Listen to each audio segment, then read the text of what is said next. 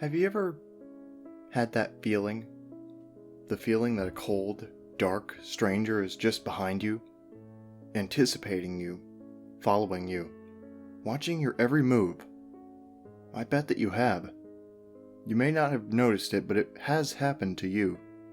This is one sign to know that your world has gone cold. It was an ordinary night. The only unique thing about it was how late I was getting home. I was just walking home from staying at school late. I walked on the dark, late-night streets, lit up only by the dim streetlights.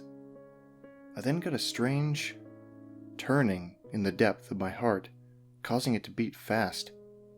I looked behind me to only see the shape similar to a person, but the small breeze that filled the air knocked over the shape, causing it to land with a small thud. I watched the object fall to the ground. I was relieved that it wasn't another person. The solitary was my comfort. This was dark for a nice guy like me. I turned back around after hearing another sound. This time the sound was coming from the direction I was coming from. I began running towards my home. I pulled out my pocket-sized flashlight and shined it towards my home. I ran to my front door, unlocking it faster than I ever had in my entire life. I ran inside, found my home in a style that I would never forget.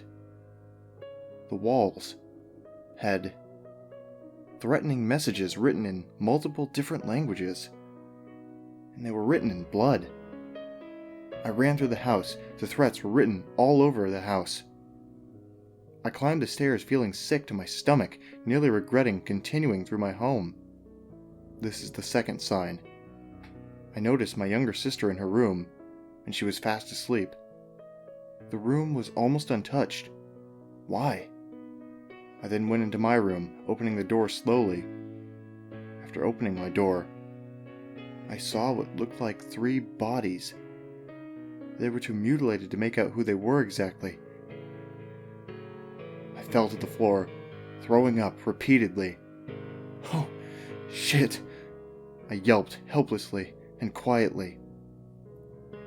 That's when I noticed the tags impaled into all the bodies, one tag in each. The first said mother, the second said father, and the last said dog. I began to sob in fear, running into my sister's room to see her. She was okay, and smiling while she slept. Something was wrong here. I could just feel it. The door closed behind me.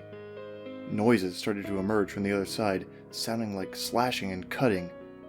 "Cody!" my sister cheerfully said, and reached for me as she awoke. "Shh," I said, causing her to motion to her own lips like she was zipping a zipper on her mouth. She did the same to my mouth, and we smiled at each other. I then held my finger to my mouth, and put my hands over her ears. About an hour later, the noises stopped. I waited for another 15 minutes, then decided it was important for us to get the hell out of there. I ran downstairs with my infant sister in my hands. I grabbed the car keys, which, strangely, were the only thing on the bloody dinner table. I put my sister in her car seat and told her to hold on. My plan was to go to the police station and report this so that hopefully we would never have to deal with this again. I drove as fast as I possibly could, but the police station was bloodied and filled with the red, fleshless skeletons. My sister turned into smoke. "Miss me?" the figure said in a dark voice. "What have you done with my sister?" I asked. "After this talk, wake up," he said. "What are you talking about?" "This is merely a nightmare. A sign and a warning." "Of what?"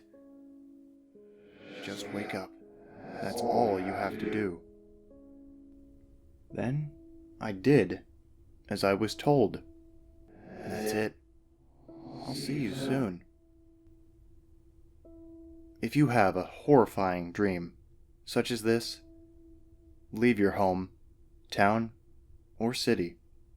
Just leave, forget everything and everyone you know, and keep moving.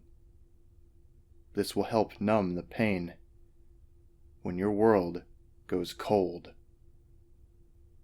Follow the signs